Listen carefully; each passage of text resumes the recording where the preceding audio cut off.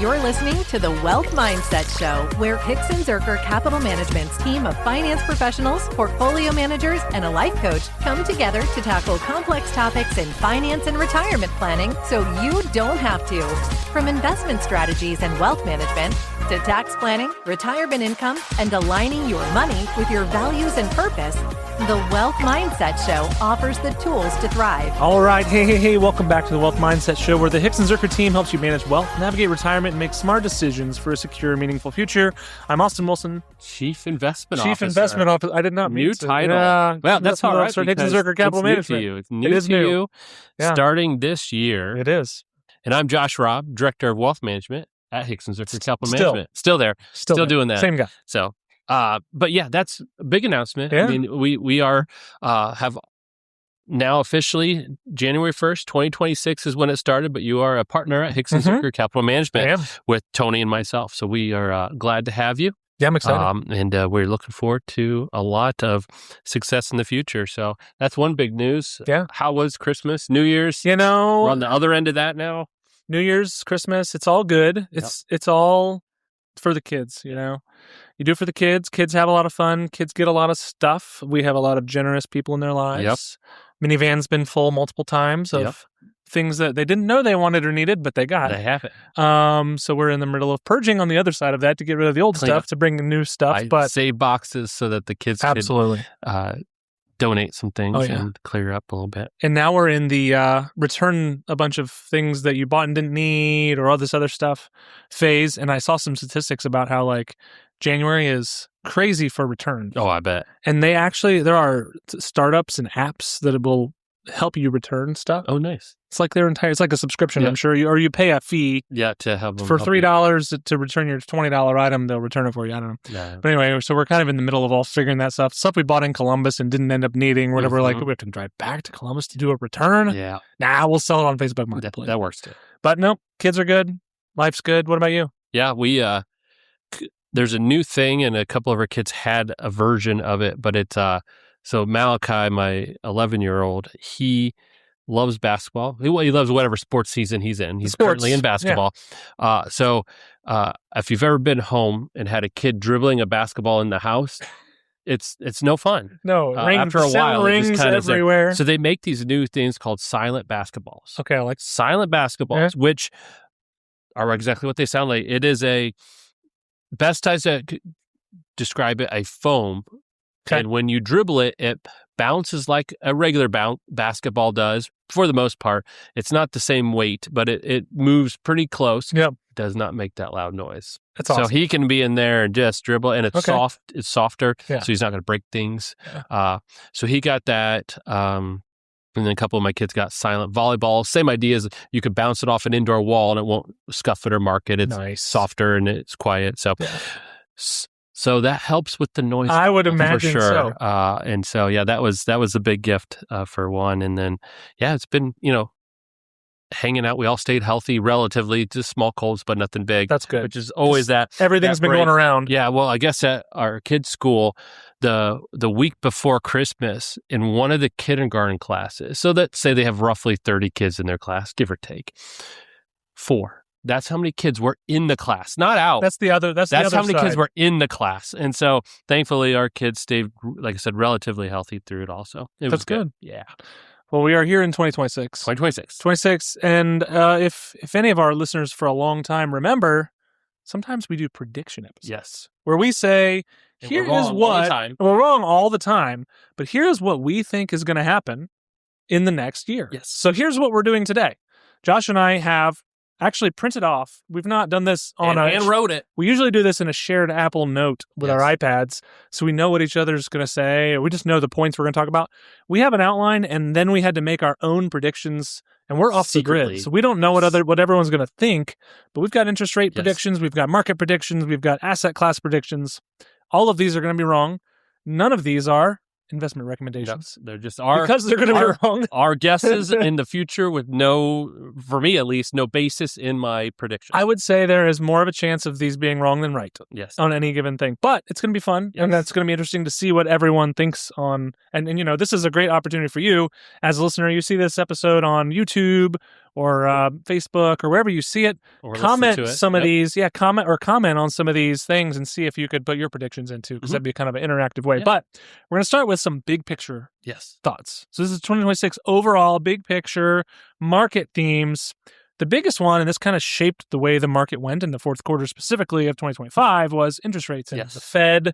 So, Josh, what is going to happen in 2026 from the Fed? All right. I wrote down 1 to 2 rate cuts. Okay. Leaning towards 2. So that's what I wrote. So that's your I guess? think, in which is kind of where the market is, right? That's so you went out left field there. I'm leaning towards that the Fed will do that second rate cut. Okay. I'm in that camp. Well, I wrote down 2 cuts. Oh, okay. Not You're well, I'm all as I can be right now. I think we're going to get 2 cuts. The market's in between the 1 and 2 camp. The labor market weakening is certainly what they're focusing on the most right now, but inflation's been coming in relatively light. Yeah. Like November inflation, the most recent one we got, 2.7%. Mm-hmm. That has a 2 in front of it. Right. And shelter costs are coming down pretty drastically. So I think you're going to get 2, and if things slow down, you might have more, but my base case is 2 cuts. 2. If you look at overall interest rates, so think of like a treasury curve, I would say, and I'm going to get to this when we talk about fixed income, but we're going to have a steepened curve. So like the long end is going to continue to stay kind of where it is. Okay. Not much movement. Not a lot of movement. This is where the market's kind of having internal turmoil of, is this debt load that we're facing sustainable and all this other stuff. The short end is where the Fed is happening here. That's going to come down. So we're going to have a steepened curve. Yep. That's kind of what I'm thinking overall. So that brings me to my next point is inflation, Josh. Okay. And you said 2.7. 2.7 was November. Yep. I actually think we're going to stay. This is kind of counter to the market. A lot of the market's predicting that some of these tariff costs are going to creep through the first half of the year. I think we're going to make a slower grind in this upper 2 range down to 2.5 by the end of the year. 2.5. Wow. Okay. I went the other direction. Okay. I said 3.4, which we all year long until here, we were in like 3.1. 2.9, 3.1. Right in there. And I just think we're going to see it creep up, not like uncontrolled. It just be kind of this slow. And that's also with this rate cuts, their 2 might just stimulate a little bit of that, again, that second one. So 3.4, not a bad. We'll just take an average and hopefully land in the middle. Guess what the long-term average is? 3.5. Yeah. So I'm just kind of hitting right along the long-term average. Yep. So here's the next. Markets. This is the big one, markets. So we've had a pretty steady, take away April. Okay. April was its own thing. Forget about April. It was a really rough April and then not so bad. Rough couple weeks, really nice couple weeks. Mm-hmm. And actually April was flat, I think, or ish. But we had pretty much a bear market intraday, 20% bear market in April. That was coming off all the tariffs. All the tariff discussions, Liberation Day. But think about what we've had. We had 23. So this is coming out of the 2022 bear market. 23 was very strong. Yep. 24 was very strong. Yep. 25 was very strong, despite having a bear market in the beginning of it. Mm-hmm. What does 2026 hold? And my you go. thought is volatility is to be expected. I think we will have a 10% correction for the S&P 500 at some point during the year. It just seems like where valuations are, where uncertainty is around the adoption rate and things for AI, I think we could have that. And you could get that spooked from some earnings from some of these NVIDIAs of the world. Yep. I think the NASDAQ's poised to probably correct 15 or more. Mm-hmm. And then the part of the market that's kind of been left behind probably will fare better. Yeah. And that's kind of my opinion now. So I think correction in 2026. Okay. Yeah. I wrote correction, yes. And there's a chance we even get 2, I think, because valuations are one piece, which you already talked about. The second one is we're heading into midterm election. Oh, yeah. Which typically is going to flip, probably. Yep. And so you could get some volatility around, the late summer, early fall period when you get all the different, October surprise and all the fun stuff that happened in those large election years. So there could even be a second one there that's driven not so much from the market or fundamentals, but from uncertainty or expectations. We didn't even talk, it's not even in our list, but we should talk about midterms. And historically speaking, and this would be my base case too, is that at least one, House or Senate, is probably going to flip back to the Democrats. It's a Republican across the board. Very close margins. Narrow margins. Yes. So you're right. The high probability is that one of those 2 will and flip. That's not an opinion. That's history, right? that just is what History, that's typically what happens in midterms. I would not say that would be unlikely. It seems likely. Especially when the House and Senate are controlled by the presidential party. Yeah. You usually see it flip midterm. Yeah. So tariffs, that's been a discussion. Early this year, it was like at the beginning of April was when the Liberation Day happened and markets fell apart all the way to April 9th, which was the low. Tariffs have been the discussion. We've got some stability right now. We're bringing in actually a lot of tariff income, which is something that it was interesting. I was hearing on the news the other day. They were actually saying like it would be hard for a new administration, in 2028 to turn off this because of how much there is actually substantial billions of dollars coming in, 200 and some $billion coming in from tariff revenue. But anyway, we've got stability right now. There's at least deals with enough places that we're not flipping switches every single day on tariffs. The Supreme Court thus far has held up most of the tariffs at this point. I think that there will probably be some tariff discussion because that's just the way the president works right now, but it's not going to be the focus. Yeah. But it's going to be certainly continue out the rest of the year, but not the focus. I said less tariffs, and I don't think it's going to be a massive change. Yeah. But I do think there are maybe some court rulings that may adjust kind of where and how much and how things are done. And I also think there may be some agreements that happen that help reduce some of that. Yeah. But I agree with you in that I don't think they're going away. I just think there may be a little less by the end of the year. So the question I have for you, Josh, is what environment? So think about the macroeconomic environment we're in, maybe even the market environment we're in. So what environment are we in, and how should you think about it when you're looking at long-term investing? Yeah. So long-term investing, you really ignore the noise of the short term. I mean, that good long-term investing doesn't care what happens in 2026. Those that do care, like if I'm making a big transition, retirement, those type of things, it matters a little more. But I'm thinking a little bit slower growth, pretty steady inflation, maybe creeping up a little bit for mine. Yours is maybe staying right where it's at. Rates coming down from those cuts. So what does that mean? I think similar to what we saw the last couple of years, our economy is poised in this type of environment to do well. Anywhere inflation in the low 3s, upper 2s is good for our economy. As long as it's stable. Yes, that's good. Rates are at a spot where we can grow, invest. Yep. Everything's poised to do well. I do think we will see some volatility in the market, which is normal. Every year you experience volatility like that. So what does that mean? If you have cash, you could wait for some sort of correction to put some more to work. If you've done that the last couple of years, you've missed a lot of growth waiting on those things.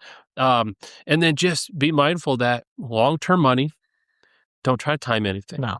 Short-term money, you could be a little more strategic about when do I take money out, when things are going well, when I put money in, when things are down. Right. But other than that, the long-term objectives should not change. Correct. Yeah, I think when I think of what environment we're in, from a macroeconomic standpoint, it's like we're getting mixed signals. Yeah. So the labor market is certainly pointing more late cycle, right? We've got unemployment ticking up. A lot of that's... We didn't talk about that at all. We didn't either. We're at, 4.6% unemployment, which is the highest it's been since 2020, whatever we got out of COVID. So it's the highest we've seen in some time. But that's actually not necessarily from people losing their jobs as much as the labor market size changing. Yeah. A lot of that's more been retirees, more retirees entering the market. And immigration changes have obviously changed a lot right now. So labor pool size is different. So it's not like there are layoffs, of course, but that's not what's driving unemployment higher. It's labor pool size. So I actually think the labor market is still weakening, still slowing, but it's better than a headline change would show. Okay. But that's one area that feels more late cycle. So the labor market feels late cycle, but there are certain areas that are certainly picking up speed. I think we could be turning a corner in manufacturing, and that's been down for a couple of years now. Well, that is being buoyed by things like AI investment and things like that. So that's certainly seeming a little bit earlier cycle, or at least mid-cycle. So it's a mixed picture of what we're seeing. Do we see a correction for the markets potentially? But do we see a recession from an economic standpoint? I don't see that. A few signals. It seems very unlikely you'll get a recession. And one of the reasons for that is it's a bifurcated economy. It's a K-shaped economy. That's what everyone's talking about right now, but it's true. Those who are doing well are continuing to spend so much money that they are making up for the people that aren't making as much money and spending as much money. And the economy is not just staying afloat, but actually growing. And we just had third quarter GDP. The second revision came in. way above all expectations. Really blew those expectations. Blew those expectations out of the water. And I think price stability and stuff like that is certainly going to help. Throw in a couple rate cuts, and I think it could be, I'm not seeing any signs of a recession, but it's certainly, again, mixed signal on what we're looking at there. And as far as market cycles go, it's hard to say your early cycle when you've had a bull market coming out of 2020 or 2022, I guess, for that matter, coming out of the 2022 bear market lows. So you're on the third full year of a really good run. Yeah. And markets are stretched and multiples are elevated. However, a lot of these things are not showing signs of slowing down. And in fact, people like to freak out about multiples, and I'm one who looks at multiples all the time. The market is actually trading multiple times. Yes. The market's trading at similar multiples, and in some cases cheaper than it was a year ago.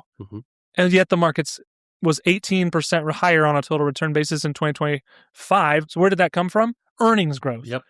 It was not multiple. The best place to grow is earnings growth. And that's what drives stocks over the long term. Yes. It was not multiples and multiple expansion that drove the market higher in 2025. It was earnings growth. So that's a sustainable year. Do you get that in 2026? You have to have the earnings growth because where multiples are, you really can't go much higher without having the earnings growth accompany it, and that's where the uncertainty is right now. Yep. Have you ever felt overwhelmed by the complexities of managing your wealth? You're not alone. At Hicks & Zerker Capital Management, we specialize in helping affluent families and individuals navigate the complex challenges of managing their finances.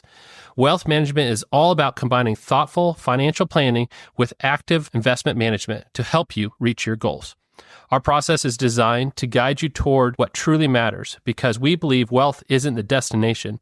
It's a vehicle for something much more meaningful in your life. Achieving your dreams requires careful planning, smart decision-making, and access to high-quality investments. That's where we come in. We understand that complex financial situations call for deep expertise in investing, tax strategies, and retirement planning. But our approach goes beyond that. We integrate your financial goals with your core values, helping you visualize the possibilities your wealth can create for a secure future. If you're ready to take the next step, visit hzcapital.com/start to see if we'd fit into your needs and to schedule a call with us. Again, that's hzcapital.com/start. Now let's get back to today's episode.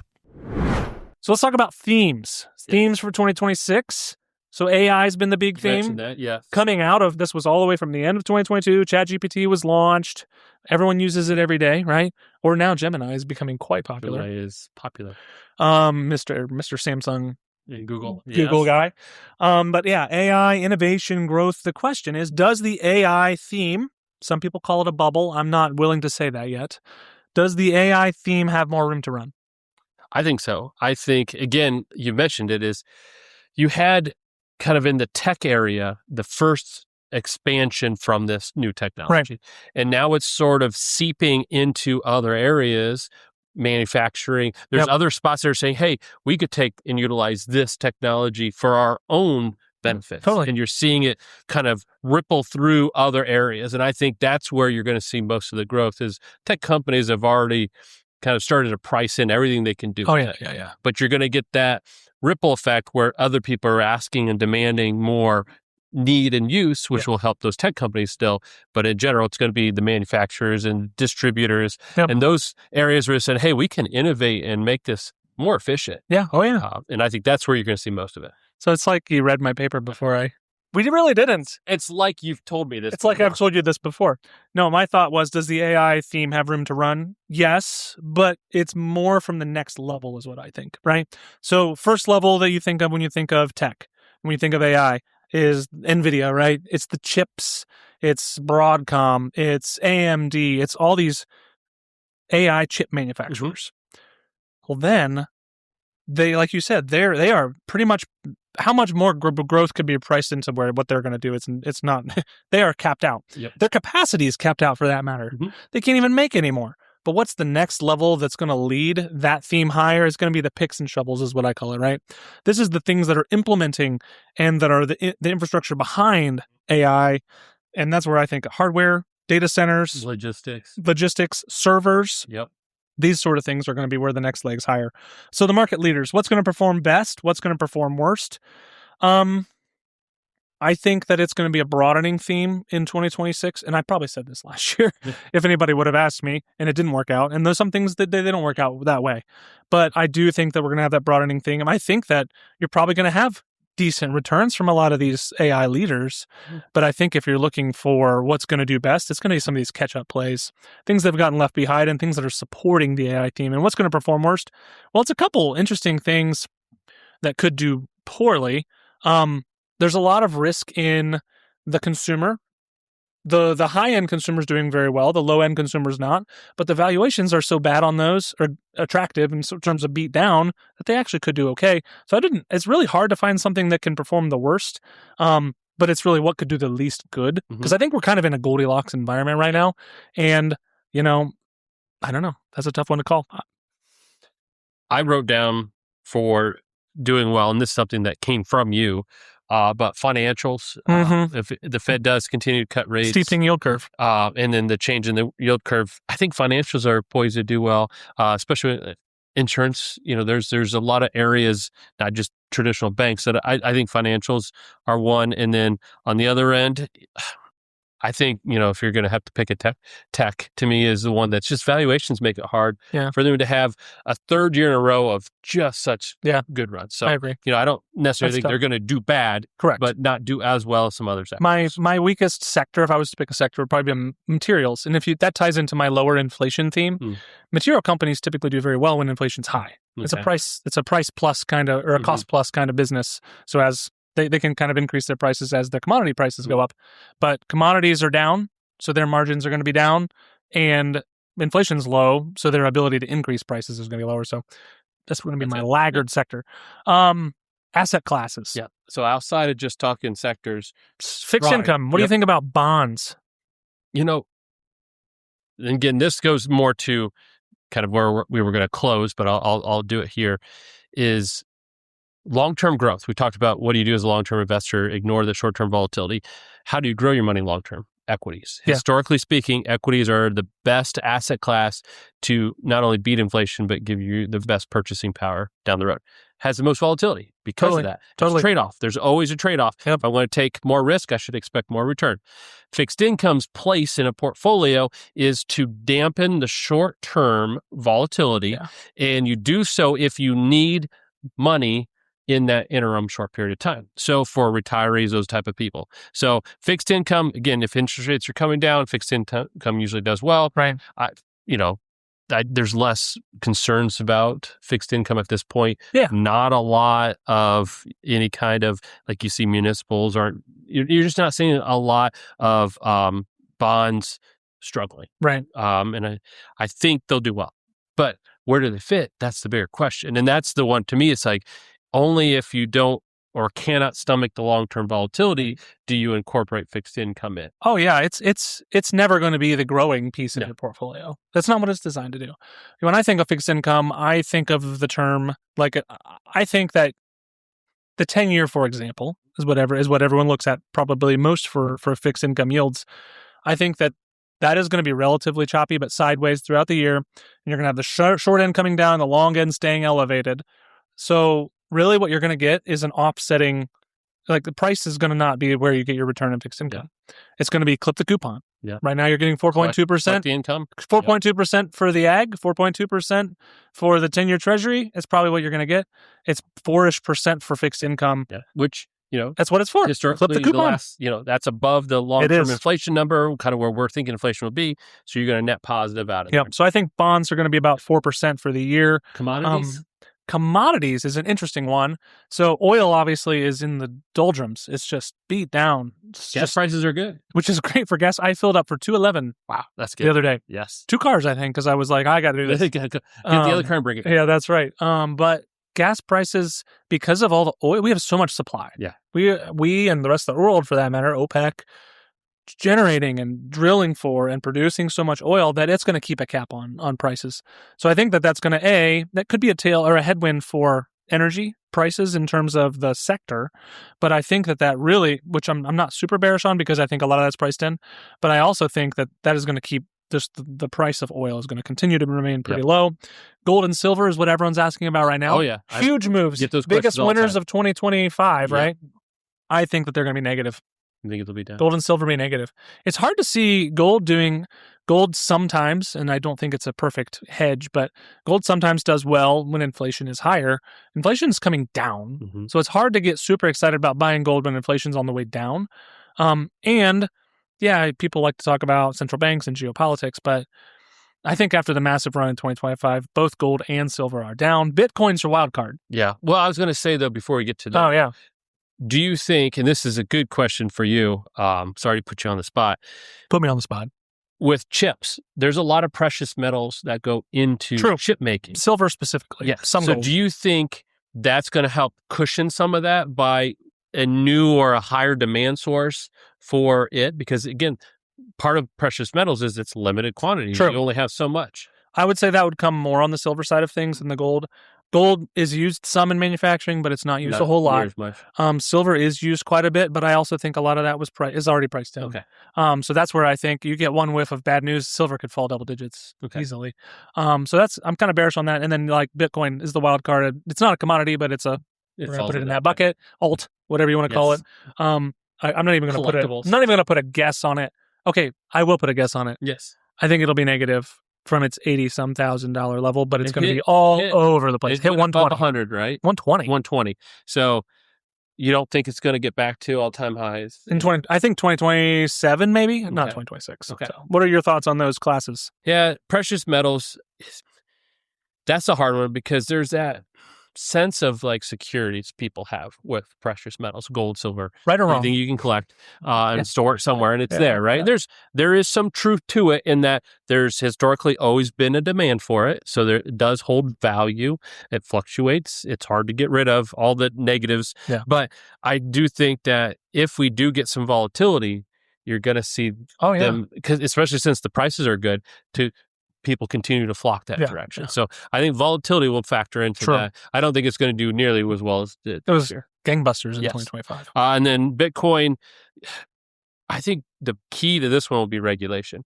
Right. If there's some good regulation that comes out, and by good, I mean more broad appeal for that, you're going to get more stability, not necessarily big runs, but more stability, less huge swings, right? Which would then, for the long-term investor, make it a little bit more appealing to start adding to your portfolio. Again, SEC, still, it's not regulated. It's not security. Right. So at this point, it's still not part of that. But if it at some point gets there, then you're going to start seeing adopted. When it gets adopted, you're going to smooth some of that out, which I think in the long run will help them. So that brings me to equities. Yes. I believe, data backed, by the way. Okay. This is just using averages. Okay, where are you at? Show me. S&P 500, after years like this year, has given an average of 11.8% the year after. Okay. Double digits. So I'm saying 7,700. Okay. For the S&P. And the Dow, based on history, about 11%. Mm-hmm. So that would put it at about 53.5. Okay. So those are kind of, and I didn't have a NASDAQ guess, but those are my two guesses for those. Two. What about yours? So S&P 500 I had at 7,200. Okay. Which is roughly a 6% return from where we're at. Yeah. And then I did an 8% return for the Dow, thinking that when we're talking about kind of the difference between those tech names and kind of the rest, I kind of had that difference there. So 5,200, and these are just rounded, but about an 8% return there. So that was where I was sitting, 6 and 8. So we just finished equities. We finished fixed income. We talked about commodities. We kind of have some ideas of our thoughts on what's going to happen in 2026. But let's talk about what to do. Yeah. Because it's easy to put a bunch of numbers out there and say what we think assets are going to do. And these are not predictions. These are things that you should do. Yeah, these are things these are recommendations. Actions. Yes. Those were not recommendations. Those are opinions and thoughts. These are actions. These are recommendations. So what should people do heading into 2026? Yeah. The first thing is, and this is not a 2026 thing. This is evergreen. Yeah. This is just straight ignore the headlines. Stick to your long-term plan. So you created a plan for getting to your goals. Don't let the scary headlines in the short term disrupt what your plan was long term. When do you adjust your plan? When things change on where you want to go or how you're going to get there. Oh, yeah. So job change, things like that. That's when you need to review your plan, not just because something on the news shows up. Right. And so that's the difference. Ignore the headlines. That plan, by the way, does need looked at periodically. Sure. Is my savings rate still the same? You're not changing or reacting to the environment. Yeah. You're changing or adjusting based on your circumstance. So that, having a good plan, which is where we would obviously recommend working with someone professional, working with an advisor who knows and has a whole plan laid out for you that's really been tested through any scenario that the market can throw their way. That's really going to help an investor have a lot of confidence. Yes. Who knows what's going to happen this year? Yeah. Because you know what I do know? All those predictions I just gave you, I would say that most of them are going to be very wrong. Yeah. And most of yours are going to be very wrong. And most of every single financial professional's estimates are going to be wrong. Yep. And that's just the nature of predictions. Because what we do know, what we can be certain about is that uncertainty will prevail. And we're going to see something's going to happen this year that we can't predict. Yes. And that's okay. Because that's happened every year. Go back forever. And look at our episode. We did not predict COVID. Right. That was true. A big surprise. We didn't predict the drawdown and the high inflation in 2022. Yep. Those things will happen. And in the end, you stick to your plan and you're going to end up where you need to be if you have a good plan and you follow the things you need to do. You can make little changes along the way, but your long-term plan is going to be intact. So talk to your advisor, double check, make sure. This is a great reminder that going into a new year, look at your asset allocation, look at your, overall needs for return and risk profile and everything, and make sure that that's in check. And then savings rate. Yeah. Delete the app. Yeah. And then just because again, like you said, the noise is going to be there. The news is going to be there. Yep. I'm not going to stop watching the news. No. But they should. Well, or just when you watch it, just understand. Yeah. It's good. It doesn't matter. On, but it should not change your long-term Absolutely. So thank you for listening. Those are our very wrong estimates. Best guess we've got for 2026. But thank you for listening. If this episode was insightful for you, hit that subscribe button on whatever podcast player you're listening to so you don't miss an episode when they drop.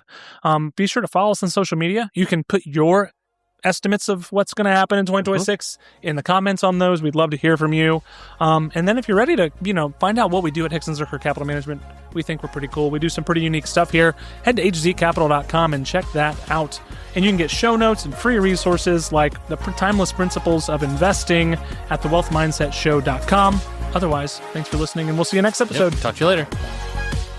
Thank you for joining us at the Wealth Mindset Show, where we tackle the complexities of finance and life planning to help you align your wealth with your values. We hope today's conversation provided value and clarity as you navigate your financial journey.